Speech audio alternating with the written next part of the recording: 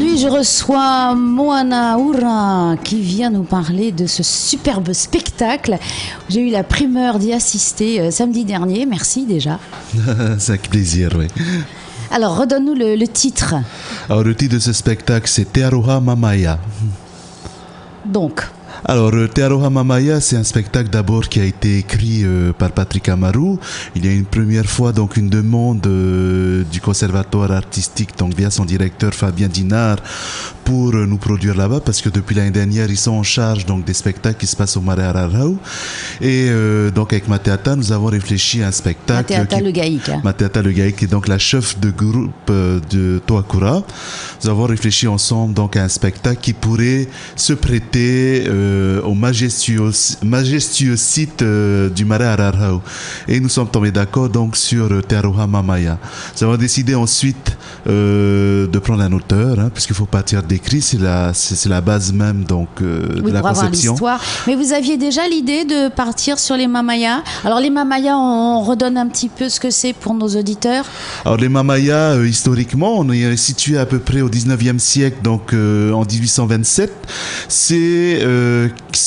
Ils ont été catégorisés comme une secte à l'époque qui, à un moment donné, ne se reconnaissait plus dans le christianisme et sont allés dans les vallées pour revenir au rite ancien. Voilà. Donc ils se sont opposés à la nouvelle religion. Ils sont opposés à leur manière et il y avait aussi une espèce de syncrétisme à l'intérieur donc du clan des Mamayas. Donc il y avait la présence de Jésus-Christ et en même temps les anciens dieux polythéistes. Ah donc ils avaient fait une petite mixture quand même. Voilà, effectivement. Donc il vaut mieux s'adjoindre, on ne sait jamais si Jésus-Christ était un peu plus fort que les autres.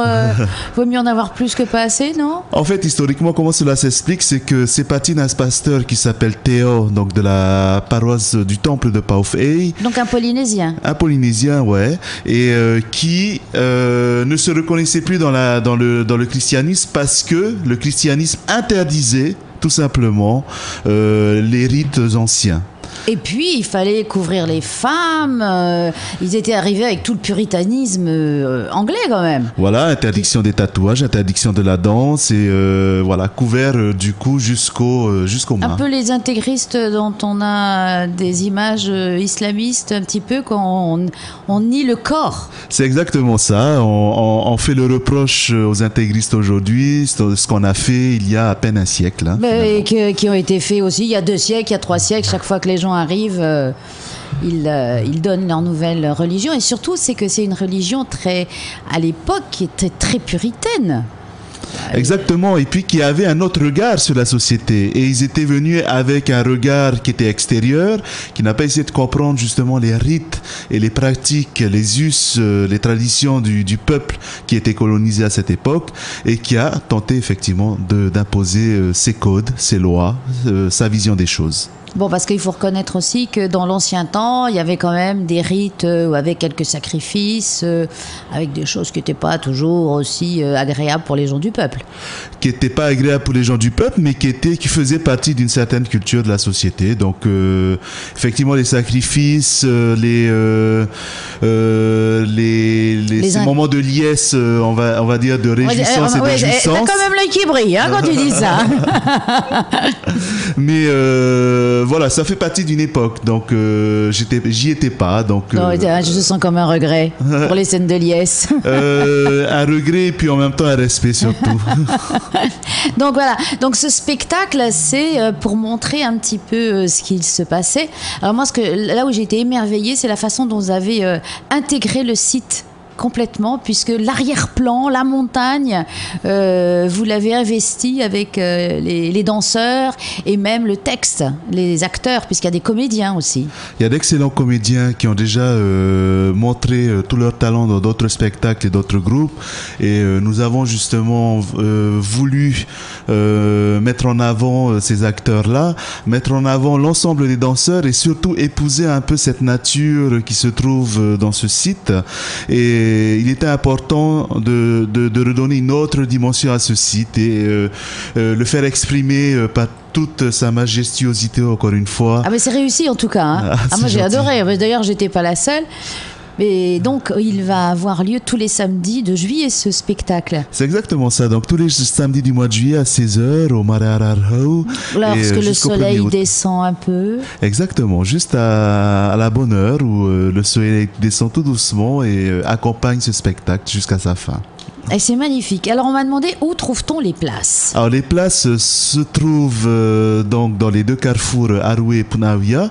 Elles sont au prix de 2000 francs. 2000 francs, on a essayé avec Mateata de proposer au directeur donc du conservatoire un tarif moins élevé que d'habitude. Nous avons réussi, donc il a accepté la demande. Donc 2000 francs. Oui, parce qu'il y a quand même pas que 3 danseurs.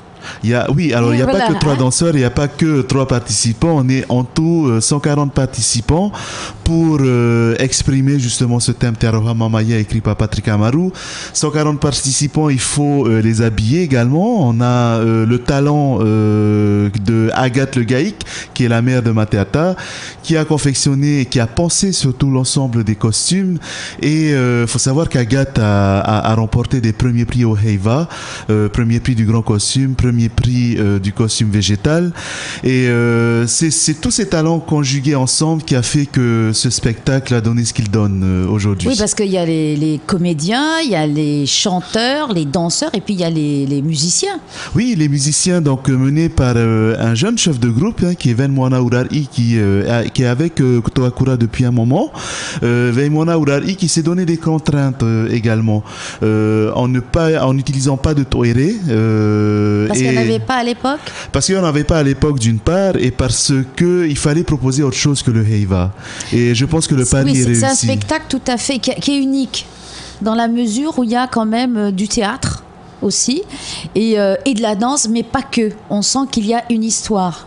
Exactement, c'est ce qu'il fallait proposer, c'est-à-dire que c'était pas de la danse pour de la danse, c'était collé à une histoire, collé à une époque, collé à un espace que l'on investit, et c'était ça qu'il fallait mettre, c'était le challenge finalement. Oui, parce que toi tu as fait la chorégraphie. Alors j'ai fait la chorégraphie des hommes et la mise en scène, et Mateata a fait la chorégraphie des femmes et oui, la mise en scène. Il fallait également qu'il y ait un sens, parce que des fois ce qu'on peut reprocher des fois au Heiva, c'est que bon, c'est magnifique, les danses sont magnifiques, mais on se demande des fois qu'est-ce que ça a à voir avec l'histoire, tandis que là, il fallait que ça soit cohérent. Nous sommes au cœur même de la démarche que nous avons avec Mateata, c'est-à-dire donner du sens à ce que l'on fait, donner de la place au verbe justement, et c'est le cœur même du Orit Heiti finalement. C'est ce qui fait que le Orit Heiti est unique. Aujourd'hui, le Orit Heiti est connu à travers le monde, et fort heureusement, ceux qui pratiquent le Orit Heiti au Japon, aux États-Unis ou au Mexique par exemple, n'ont pas cette utilisation, ce rapport au verbe et ce rapport au mot. C'est la seule chose qui nous manque pour rester justement singulier.